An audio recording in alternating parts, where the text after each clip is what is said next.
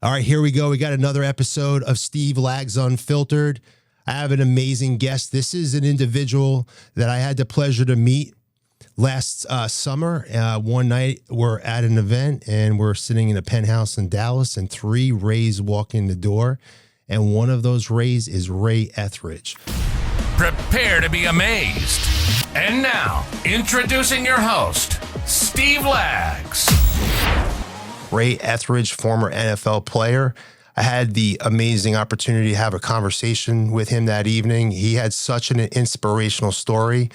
I said, hey, Ray, man, I got to get you on my podcast. And that was before I even had a podcast. So I totally committed. Hey, Ray, welcome to the show. Thanks for joining us today. Thank you so much. Absolutely. It's a pleasure. So, Ray, you know, when I met you that evening, we sat down at a table and we just never met you before. We just had to have a conversation and it just started clicking, man. You had such an incredible story. It was so fascinating. You had me on the edge of my seat talking about your path into the NFL and that experience and all the obstacles you overcame. It was really, really interesting story, and I can't wait to share that. So, Ray, you played in the NFL.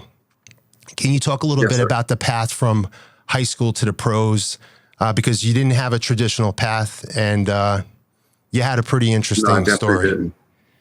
So you're a track star in high school, right?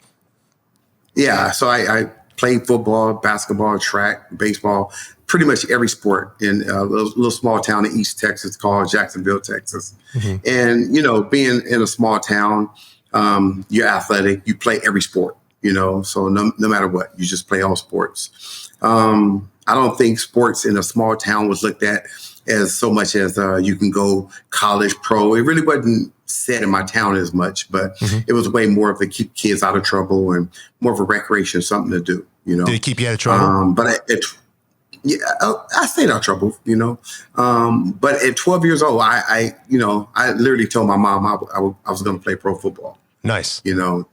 And it's probably the only time at that age that I probably dismissed everything my mom said to me in a protection way. She was like, I don't want you to think that way, because if you don't make it, I don't want you to get let down. And if you don't make it, I don't want you to be heartbroken. But, you know, and I think those fears sometimes that we put on people, they play a role. And, you know, you think you can't make it because someone said, you may not make it. So. Isn't that interesting how, like, you know, you think about that, your mom is trying to protect you, and this is common where they don't want to see you let down, but you really need to dream big. If you didn't, you need, what would it have been? Do you want, thinking back now, I want to tell people that's awesome. Go for it. So if you have a big dream, you fall a little short. True. Absolutely. And I think, you know, growing up in my era or the era before me, like failure or pain was like protection. Like no one wants you to go through it, but they don't realize that's inhibiting you to go forward. Like you can't succeed until there's no failures. There's only experience, you know, and you can't get any experience if you don't try, if you don't achieve, you know. And I realized that when I look back and I'm like, wow, just think if that would have impacted me, or I would have really, you know, took on that, like, oh, I don't want to not fail. I don't want to not make it. And so therefore how much effort would I've put and tried or just made it easy for myself to walk away from it, so to speak, or not dream big, you know? So I'm glad that I didn't, you know, listen to that. But yeah, you're not listening to your mom and you're moving forward, right? You're going through, so you go through sports in high school. Yeah. So, you know, I play, you know, football, and I'm doing well. I'm on varsity as a sophomore in every sport, you know. And then this is crazy. My junior year, summer, I'm a blue chipper in Texas. It's huge to be a blue chipper, you know, back then. So they had a book, and I'm finally excited. I made the blue chipper book, and I'm about to come into my junior year. And that summer, is a blue chipper like the best athletes? It's like the best of the best. You know, okay, that's it. It's the best. you know. And so coming into a week before school is, 2-a-days are starting in 2 weeks. Well, yeah, about 2 weeks. My junior year, I get into a motorcycle accident, and a drunk driver hit me and broke my femur, tore my quad muscle open. You know, so I don't play any sports my junior year. The doctor actually told me they wanted to amputate my leg. Wow. My mom, thank God we had great insurance, and she got me out that hospital out the small town, took me to Robert H. Dittman Hospital in Dallas, Texas. And they were able to save my leg. But, you know, the doctor told me that I would never be able to play sports again, but I'll be able to have a quality of life, that I'll be able to walk around and, you know, have a quality of life. And I didn't believe him. I didn't believe him. I see my vision, you know, and I was like, there's no way God showed me my vision, but yet it's taken away from. And I kept saying, why? And my aunt, God bless her soul, kept saying, if you want this, go get it, do it. Good. Forget what people tell you. If you want it, do it. And so I didn't play any sports my junior year, not one sport. Okay. My senior year come out, and I tear it up. You know? Nice. You make 100% recovery then. 100% recovery. I ended up taking second in state. I ended up my senior year. Last semester of my senior year, I transferred to school in San Diego. I go to state track meet. I take second to Quincy Watts, who is the Olympic gold medalist, you know, in high school. So I lost to a gold medalist, a future gold medalist at the time. So no gripes about that. Yeah. You know. So yeah. And then after that, I go to college, and you know, I signed with San Diego State out of high school, but I was only going there because my father wanted me to, not because truly that's the school I wanted. Okay. So USC was who I committed to. Mm-hmm. Well, yeah, and they had a relationship. Tell me about this story. You told me about this. This is a good story. Yeah. Yeah, so USC is who I committed to, but I didn't know, being a young guy with really no one who had college or that kind of experience from, you know, around me. And so I just didn't have that direction. And so I signed with San Diego State. And then I didn't know you can not sign with one school and sign with another. So then I became Prop 48 based on that. So USC was like, well, you Prop 48, so you can't play. So why don't you just, at the time they said, why don't you just go to school? You take, you know, like 7 to 10 units. Your clock doesn't start, but because you're not full time. Mm-hmm. And, you know, but my ego was like, I want to play now. I'm a freshman. I'm like, I want to play. I'm better than everyone, you know. And they said, well, if you want to play and you want to stay active, why don't you go to Pasadena City College, you know, for a year, transfer in.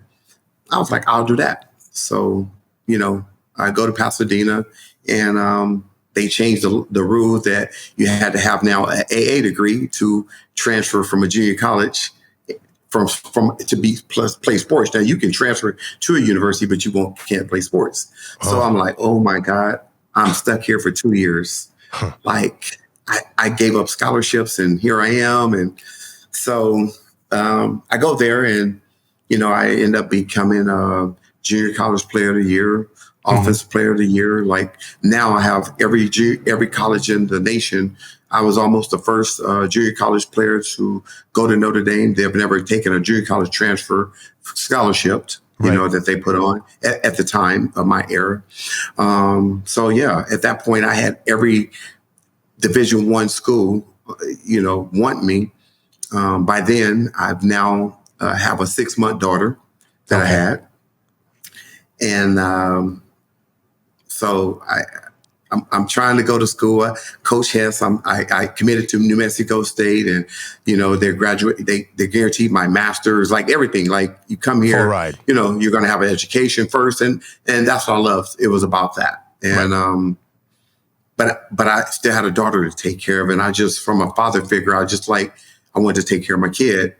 And one of the coaches from Florida ended up leaving and going up to Canada, BC Lions, and becoming the coach up there. Right. And I called him to say, hey, I'm thinking about, I'm not 100% sold on New Mexico State.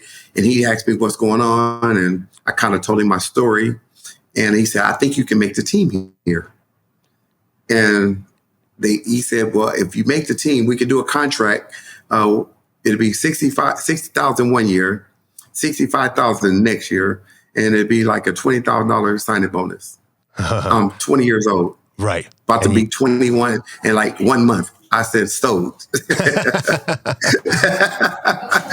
So I looked at it like, if I got my degree, 60,000 is a lot of money, you know, if I got, this is 1991, you know, so I go up there to Canada and he said, you have to, you know, you only have to beat out one person. I didn't know he meant one starter. I thought it just meant one person coming up there, you know. Doug Flutie's the quarterback. So I go up there, I beat out, you know, I make the team. 6 weeks in, we go head to head against Toronto. Rocket Ishmael is on the other side making $6 million a year. I'm over here making $60,000 a year.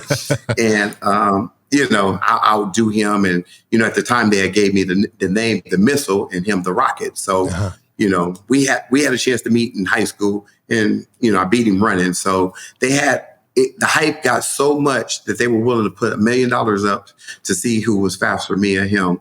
But he wouldn't commit to it. And it was going to hurt him more than help him at the time. You know, he had more to lose. he had more to lose. He had more to lose than nothing to gain, you know, to be honest. So, yeah. You know, so yeah. Did you get support from your parents when you made that move? Like, how'd that go? You know, you're skipping college now. Yeah. See, I skipped a part in college. So I think I kind of got my own direction. And I got to a point from junior college that I wouldn't listen to pretty much anybody's direction or anything anyone had to say. I kind of became my own, it's on me, because when I got to college, and I hated to bring it up in a negative way, but my father, you know, by me giving up a scholarship and going to a junior college, it kind of was a sore eye on my family, how they looked at it, you know? Okay. And then I remember calling my dad saying, hey, I need your social security number so I can get, you know, financial aid and stuff like that, you know, from, you know. And so he was like, wait a minute, you're on a scholarship. And I said, oh, about that. And so that's when I told him, I'm not here. I'm going to this college. And he said, well, you made that decision on your own. Make it work on your own. And hung the phone up. And things got real right there, right in that moment. I'm like, this is adulthood. Like, you know, there's no one to depend on. There's no one sending you money, no one to take care of you, or you have this. My mom, they didn't have the resources, you know, they didn't have no money set aside for college, you know, nothing like that. Yeah. But it's something I want to do.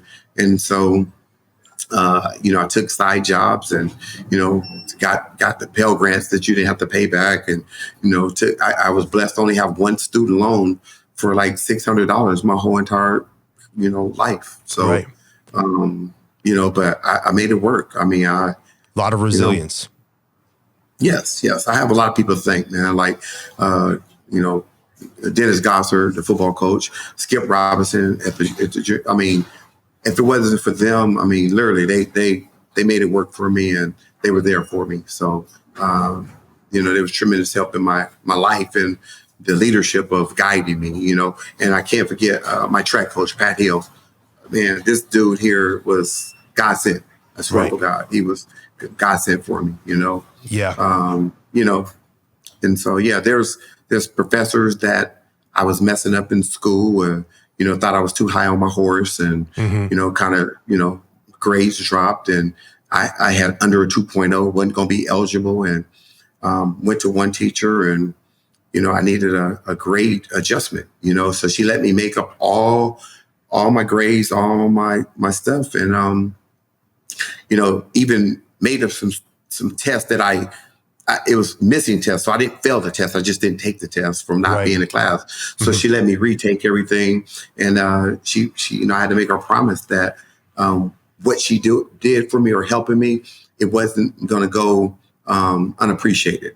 Right. So I promised her from that point I would achieve the goal, and so that's what made me. Even though I came out of junior college and went pro, I still went back and got my degree because of the people that fortitude me to go forward and help me, and not, just to know that it didn't go unappreciated and I still accomplished goals. So yeah, right. So they asked for you to fully commit, giving you that second opportunity, and you followed through with that. And don't F this up, that I'm giving you, So Hey, that's awesome. So then you entered the NFL. How does it work? You're in the Canadian Football League. How do you enter the draft? Do you just make yourself available, or does someone approach you? Well, I'm in Canada. Remember, I'm in a contract 2 years up there, so I can't just leave. And then a guy by the name of you are stuck 2 years again. Mitchell J. Stein. Mitchell J. Stein is my agent. He's now we're doing a elaborate brainstorming to and a guy by the name of Rudy Duran that made the movie Tilt. I fly to LA. We sit at an Italian restaurant, and they pretty much master plan me to get out of my contract. Okay. Kid you not. True story. Right. And so we mastermind me to get out of my contract. It worked to a T. Mm-hmm. I get out of the contract. When they realized that I was out of my contract and they didn't own my rights anymore, my contract within 1 hour went from $60,000 to $200,000 that they offered me to stay.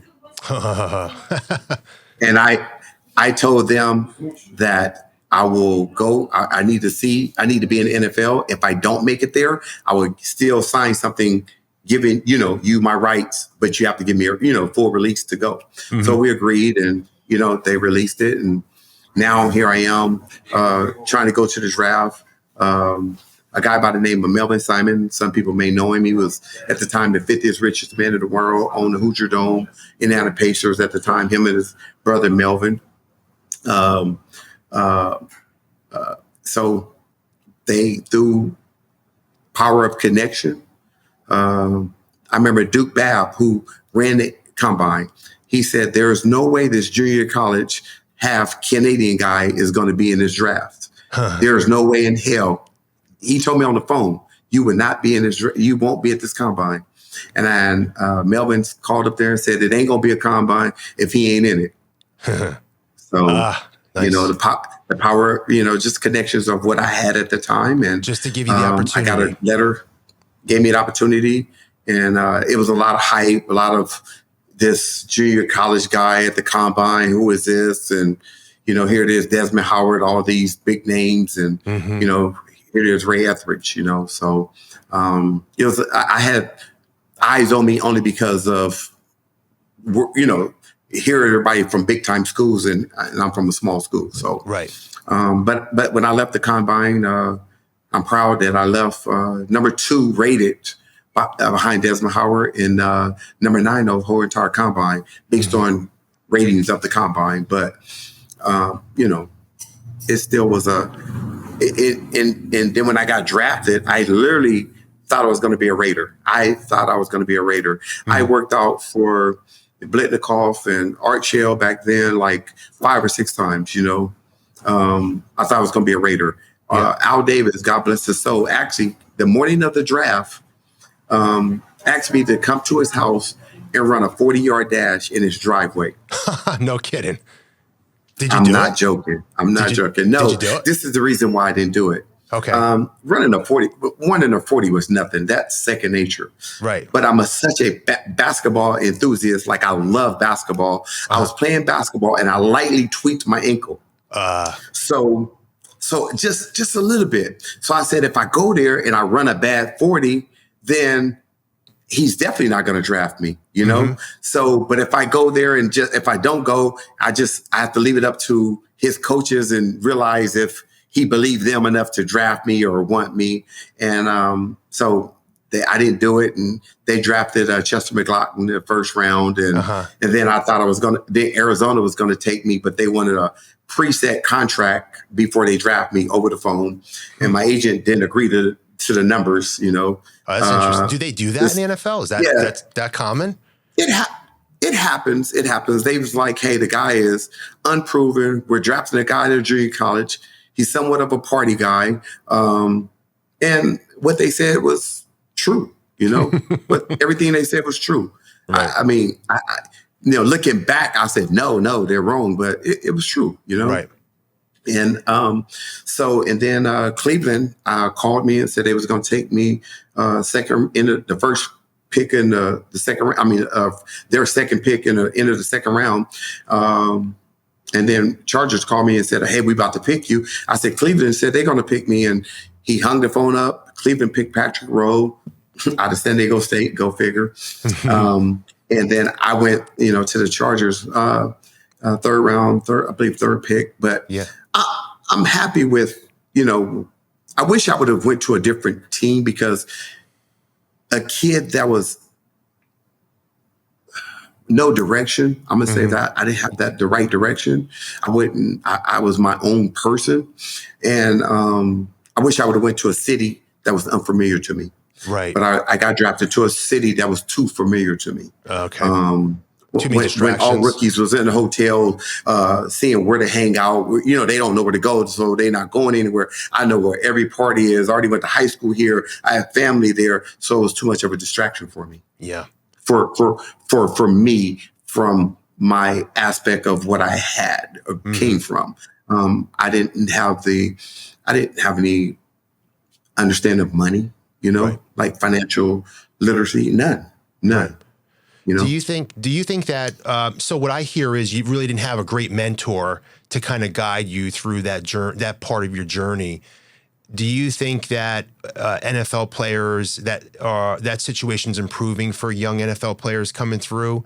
Or do you think a lot of them are really lost and they don't have good guidance coming, with that big transition? I think it's still 50-50. I think it depends on once you get to the NFL, there's tools and there's things. Even college is better. College is better of surrounding and at least giving you the awareness. Right. Now, if you take that, that's one thing, but the awareness of it and there's so many outlets and so many different platforms, the information is floating around. Right. Wasn't no information. If you didn't have somebody close to you that knew the information, or it was in the newspaper, you wasn't getting it. The newspaper was the most popular thing in my era. Yeah. So I wasn't no internet, you wasn't getting no information from, and you got to understand, I was in a small town of 14,000 people, so it wasn't shelter, but it definitely wasn't a lot of traffic through there, so 2 hours from the major airport. So, so it was, and not having that, like I didn't have anybody to guide me that way. Me and my dad have a great relationship now, but, I would love to say that was the case growing up, growing up, my father was a 20-year youth football coach, but my dad never played catch with me before. Never threw me a piece of paper. Never signed me up for football. My dad didn't see me play a sport until I got to college. Football. He seen me run track my senior year, and that was the first time he ever seen me play live any kind of sport ever in life. So those are the things that you don't have, and so I didn't have a true man in my life, for as like that guidance. My mom was my superhero, Right. I never looked up to any person besides my mother, so that was my superhero, my mom, so this is so good. So now you drafted by the Chargers, and then you end up playing, you fast forward, you're on the Baltimore Ravens, right? Yeah. So I'm on the Chargers, and it was great. I'm glad that they drafted me. Thank God. God bless Bobby Bethler that passed away. That he drafted me. He told me he's going to pick me, and he picked me. And but it was a young team. It was young and old. They was trying to find identity. Still. So it was tough making that adjustment to pros. I came in this arrogant, think I'm better than everybody, and not only did I think it, I said it. Which is the worst thing to do around a whole bunch of veterans, So you just put a target on you. Say, none of them would help me, like none. My very first day of mini camp, I said, "What do I do on this play?" Now I just got the playbook an hour ago. First time in my life, I said, "What do I do on this play?" And all they said is, "Man, you're gonna have to study, man. You're gonna have to." it was save yourself. You know what I mean? Right. Wasn't nobody helpful. It was a few guys that would help a little bit. You know, Robert Claiborne, Jimmy Ray Smith, not Jimmy Ray Smith, Jimmy Rowe, but Derek Faison, God bless soul, but a few. Everybody else, say yourself. You know, wasn't no help, none. So I had to really learn quick. It was another level growing up. They say it's levels to everything.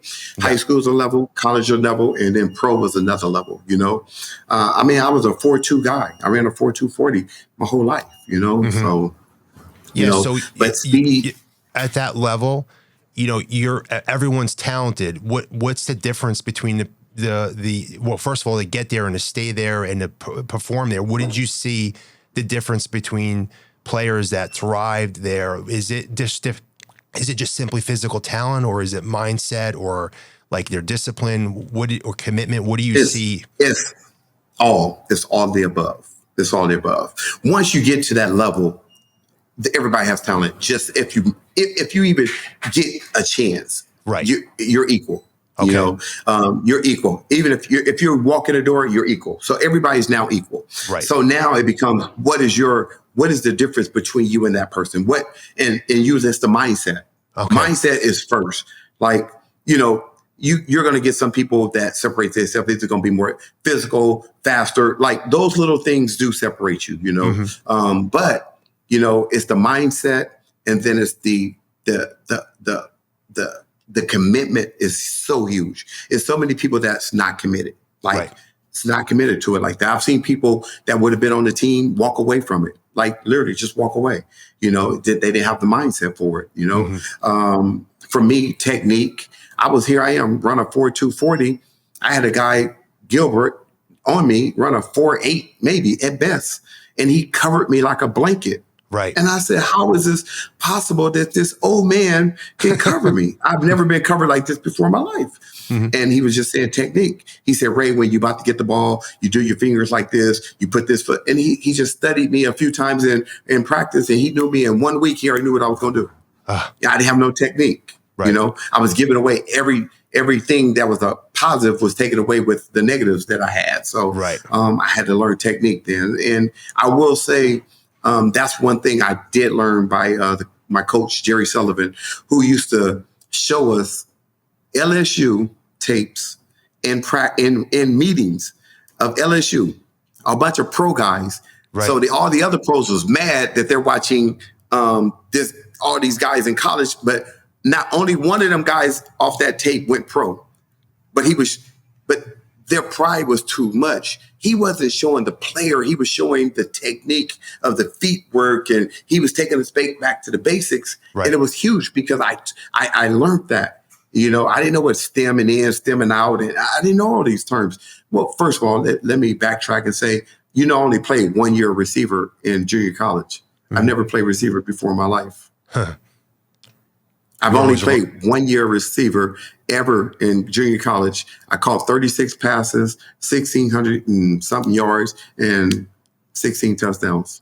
Average like 48 yards a catch. So tell me about your experience at the Baltimore Ravens, because I know that that experience, you have some, you develop some lasting friendships from that are really special. Can you talk a little bit about that? So I go to Cleveland Browns and then bought Bill Belichick as the coach. Mm-hmm. Midway in the season, it was the last year of the original Browns, we announced that we're leaving and going to Baltimore. Right. So we get to Baltimore. We're not even Baltimore Ravens. We're just Baltimore at the time. We drafted, Jonathan Ogden, Ray Lewis gets drafted. Yeah. Now we're in the first little mini camp. And I hear this young guy, yelling and screaming and talking. I said, who is this? I didn't know who he was, Mm-hmm. And he just was talking. I was like, man, he's sure talking a lot of noise. And so, me being, a veteran at this point, I'm 3 years in, and yeah. I'm like, well, you better get somebody out here because I'm killing these dudes. You better get a DB out here.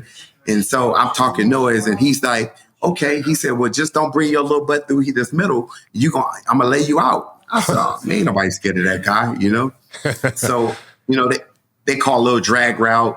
I caught the ball and he ran up on me almost like he was going to hit me. And he was like, see, I could have knocked you out right there. This is Ray Lewis right now. Ray Lewis. I said, man, ain't nobody scared of you, And so I throw the ball at him. Right? So defense, now we get past minicamp, we talk, we laugh. Next minicamp happens. Now we're, a little bit more, we got shoulder pads on now, right? Oh, shit. Just helmet shoulder pads. But things get a little bit more, defense is having a bad day. Defense, Marvin Lewis is cussing them out. So now they're getting out. So when they get cussed out, they're going to take it out on offense. Right. So I run down through the middle again. He doesn't hit me, but he picks me up like he was going to hit me, but he picks me up. And I told him, I said, man, if you ever hit me, we would never be friends ever again. Right. And we laughed about it, got in the car, hung out that day. And then training camp happened. He was like, man, we should be roommates. And I was like, let me see if I can talk to the lady, get us a switch. Right. So I went and talked. She was like, no, we like to keep veterans with veterans and rookies with rookies. But she went ahead and did it, made the switch for me. And me and him ended up being roommates in training camp. Yeah. And life was crazy after that. We used to just stay up all night watching the Wildlife Channel and how tigers attack the wildebeest and different things. He took on that persona. It's that's how he's like, that's how I'm a hunt people. He used to say this. Yeah. And one thing I can say, and it's so crazy, we hadn't even played preseason yet. Right. We're probably 8 days into training camp. This guy tells me, he said, bro, I am going to be the best to ever do this. Watch. And I'm thinking boy, come on, man. You ain't even played a game yet. Not one game, not zero. You have 0 tackles, nothing. He told me he's going to be the best to ever do this. And he kept saying it. And I was like, for some reason, I believe him. It was just started believing it because he believes his it's so demeanor strong. height. Yeah, he was convicted. He was he told me, 1996 that he would be the best to ever play this game before he even playing the game. Yeah. And everything he's pretty much kind of manifested and said, I can honestly, truly say it's going to happen. Yeah. It has happened. Even the last year of the Super Bowl, and he was hurt, and they thought he wasn't going to come back. He told me they're probably going to barely make the playoffs, and he was going to come back. Hold on a second here, because this is so cool. Because this night, I'm going to wrap this up at the end, but the year that he got injured, so they told him he was out for the season, right? This was an injury where it's career ending, damn near. It was almost career ending. Okay. And so if I'm not mistaken, the story you share with me, I'm retired. You're retired at this point, and you see him on a sideline of a game or something like that. And I go to the Chargers. It happened to be the Chargers alumni week, and they happened to be playing the Baltimore Ravens. Yes. So I'm there just for the legends of San Diego and go back for the alumni. Yep. And they happen to play the Ravens. I see him. We meet at the field. We hug, and then he tells me we're in the field. We're just chopping up. He's like, bro, I'm telling you, we're probably going to barely win this game. We're going to limp into the playoffs. I'm going to come back. We're going to win the Super Bowl, and I'm going to ride off into the sunset. And so when he told me this. Yes. So when he tells you this at that moment, are you like, man, that ain't fucking happened, or you believe that? I said, bro, that's a hell of a story. I said, that's hell of if it happened. I said, listen, I said, at this point, he's said so many things through our life of 20 plus years that I have to believe it first. Right. He's got credibility now with you. His credibility is too good with me at this point. Right. So I have to believe him first and then let it not be true, And then what he says is exactly what happens. So he does word. Right. And what the doctors told him couldn't happen. He's so convinced, his belief is so high, and he manifests it, and he rides out into the fucking sunset. Man, this guy has been my guru, Dalai Lama, however you want to put it, mentor. I'm older, but he was the wiser of always trying to pour into me, you know, and, you know, I resisted and fought it because, you know, just my own traumas, I wasn't willing to, you know, just open and just change because I needed all the negative things that happened. It was my coping mechanism. It was I needed it to feed off energy, like anything said or was done to me. That was my fuel, you know? Right. And so I just didn't want to ever depend on anyone else again or, you know, and so I just did it my way, you know? Yeah. So. Ray, so that night, I had such an epiphany after you shared these stories with me, but you overcoming your obstacles against all odds, but you believed it. And then the stories of Ray as well that you shared with me. I walked out of that room that night and said, you know what? They talk about being the smartest person in a room, but it finally clicked for me that it's who has the highest belief. And it's not going to be about how smart you are, how talented you are. Because if you don't believe, you're not going to make the sacrifices and the commitment that's required to accomplish what you're going to accomplish. And if you believe so strongly, you're going to do whatever it takes and you're going to make it happen. And that night that we had these conversations, I finally put that together. Like when you believe, you don't see obstacles. You can't see them. Yeah. You don't see obstacles. Like some people say, oh, I have barriers and I had to cross certain. No, I didn't. My path was tough, but I believe I seen my future. So all I had to do is continue to get through what I needed to do to get to that future. But I see my future. Right. You know, I see myself becoming a better person. All this, I just had to believe it. And when you believe, when something's instilled in you, but you have that belief, like there's nothing anyone can say. There is nothing that doctor could have said to me. I believed I was going to still be successful.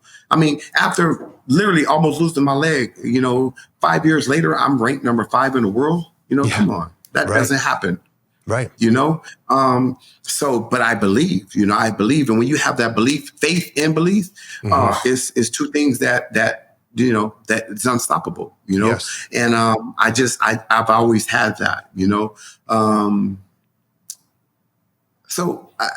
You know, and for myself, I had to navigate and, you know, as I shared with you then, my journey was tough. You know, I had to heal. I had to, you know, like the things I told you that night when we met, I couldn't have shared so openly with someone I didn't know or never been around, but I was able to share that because I read all the things that I was embarrassed about or ashamed about, you know, thinking about judgment of what people would be judging me or think about me. So if I don't judge myself, which I used to be the hardest critic of myself, if I don't judge myself, I don't care about anyone else. I'm my hardest critic.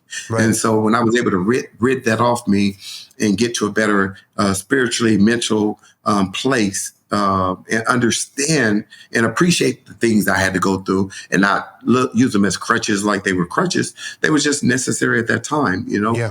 And I believe everything is necessary. Like everything happens, you just have to let it not continue to happen, you know? Right. So, you know, I was able to navigate and through great people that came in and out of my life and help guide me or give me nuggets or pour into me to help me because it took a lot. It took a lot to get me there. It wasn't something I just woke up and did. I wanted to do, I just didn't know how, but I went and did some necessary things, went to a retreat for 30 days. That was a tap in, but it helped wake up a side that never been woke up in me. So. Right. So it's about like getting in touch with, like discovering yourself and understanding yourself. Absolutely. Loving yourself. Absolutely. Right.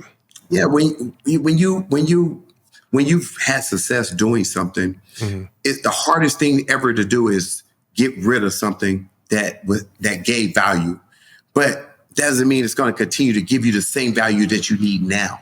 You know, as I've grown, it's like friends. Okay. I don't have the same friends that I did growing up. Right. But the worst thing to do is we don't know how to let go. Some things that just need to let go. Not everybody's going to go travel with you on these destinations.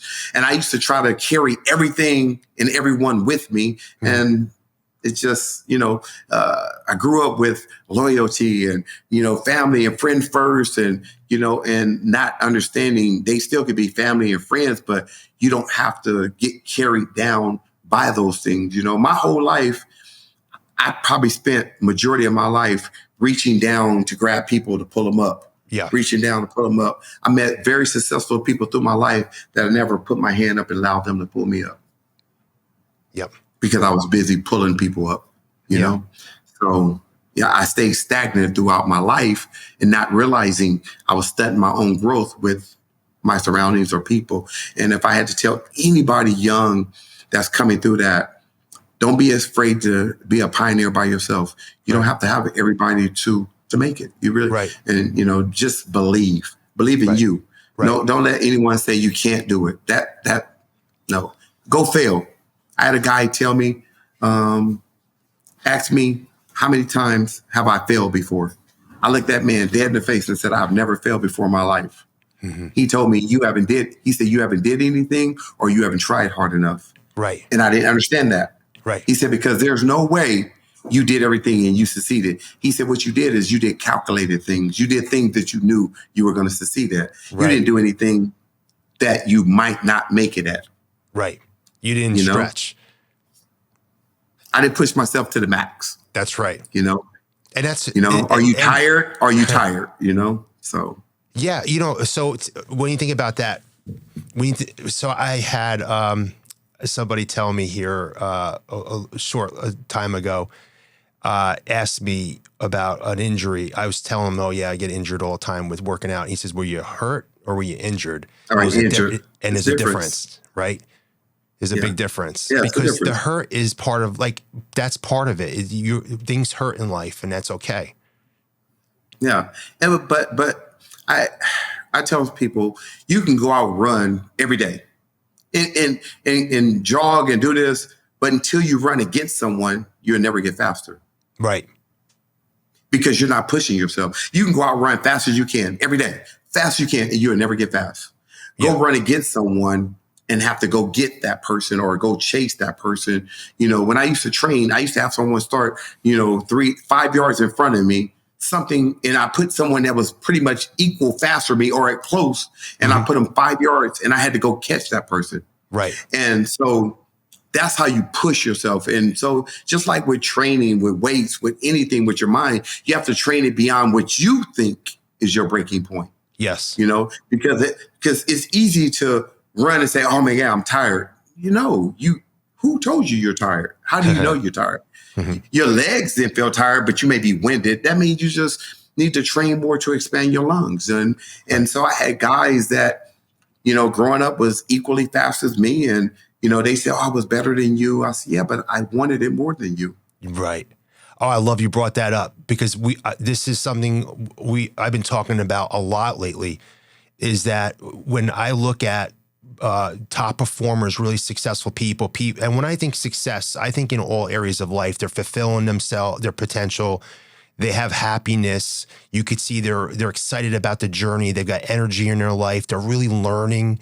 They got so much wisdom and they have high belief.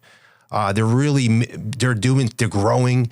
And it comes down to they just want it so much more than everyone else. And I watch people, and you see most people just drift through life, and they don't really want it that bad. And why is that? Why do you want it so bad versus everyone else? Why do so many people not want it bad enough? I think some people feel entitled. Some people have been told how good they are. You're the best. You're this. You're best. You're the best. You're the best. Or and so when enough. You keep hearing that, you believe it. So you don't have to you don't feel like you have to work as hard because you feel like you're going to keep going. You're just going to walk into it, Yeah. And so they don't have the work ethic. Some people have talent and they're super talented, can jump, run. Just do it all. But at some point, other people catch up to them, and they never got better. They hit that wall to where now they're everybody's equal to you, Yep. And so I've seen it so many different times in so many different ways, guys that's just I would love to tell you that, me being honest, I would love to tell you that I gave football 100% of me. Football was probably the easiest thing I ever did in my life. Mm-hmm. It was God gifted, easy. It became a business to me once I seen the business side affect me, Right. I worked hard as I ever in my whole entire life and got the starting job in Baltimore Ravens. And 6 weeks in, Ted Marshall, God bless his soul, came to me and said, "Hey, we have to play this guy. You make 600,000 and he makes 6 million. His money's on the books, and upstairs, you've done nothing wrong, but we got to play him." Mm-hmm.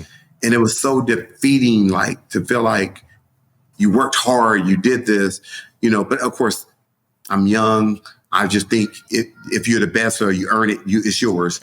I'm Right. not understanding the business side. Right. It's still a business. Yes, more complicated. And later on, of course, I understood that. But in that moment, I didn't understand that this is still a business, and we don't pay people, you're not paying a guy that much money to not perform. If he can give you, even if it's this much lower than what you're giving, I gotta get what I paid for. So Right. I understood that later. I just didn't like it. And it was so, because I love football so much, I would have played it for free. Yeah. That's how much I loved it at one point. And then once I realized it was literally a business, I just made it a business for me. Yeah. So, everything you're talking about doesn't only apply to sports and athletes, but it applies to life in general, right? And now Absolutely. So talk a little bit about what you're doing now. I know you've got some exciting things you're working on today. Transitioning out of sports into the real corporate America, it was tough because it's a different kind of competition, Mm-hmm. But I found my niche right away in sales and talking to people. I learned that I was a closer, communicator as far as in the business world and the products. I got into mortgage at first. And right now, believe it or not, I'm currently living in Thailand. I know this. So, so I'm writing a book. So I'll be here until my book is finished. And I get you a read. I get it to you. I will read that. I look forward to that. So, I used to not want to talk about it or even make a big deal, but being, the first player to get drafted out of a junior college to the NFL is historical. And Yes. it was, so I want to tell my journey to that and the path on the way, kind of almost a glimpse of what we had, diving in a little bit more deeper into what we have with that. So my trials and tribulations. I have a chapter where this almost didn't happen from a few misfortune and things that I could have been down the wrong pathway. Right. But fortunate, that it didn't go that route. So yeah. Well, I'm looking forward to that. You got an awesome story, and you're such an amazing human being, Ray. Man. You're amazing, man. Like for you to sit down, and I think Ray and who was talking, they were having a conversation, and then Ray and Brandon. Yes. And so we was just sitting there, and we kind of just lightly started talking. Before I know it, we deep, like a great conversation. And it's one thing to be able to talk. It's another thing to get a person to understand and feedback and understand that. And you did that with me. And so not only did you listen, but you made me feel safer.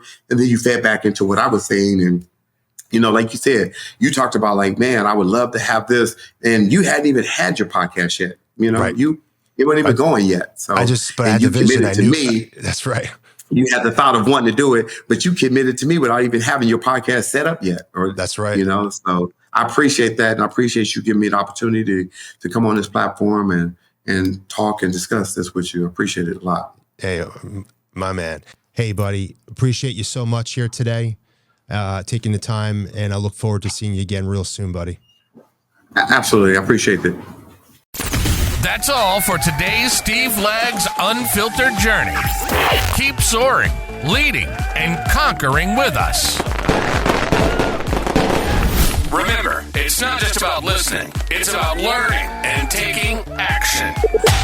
If today ignited your drive, join us next time for more unfiltered wisdom. Subscribe, rate, and leave a review to fuel your success journey. Also, be sure to listen to us on your favorite podcast channel or outlet.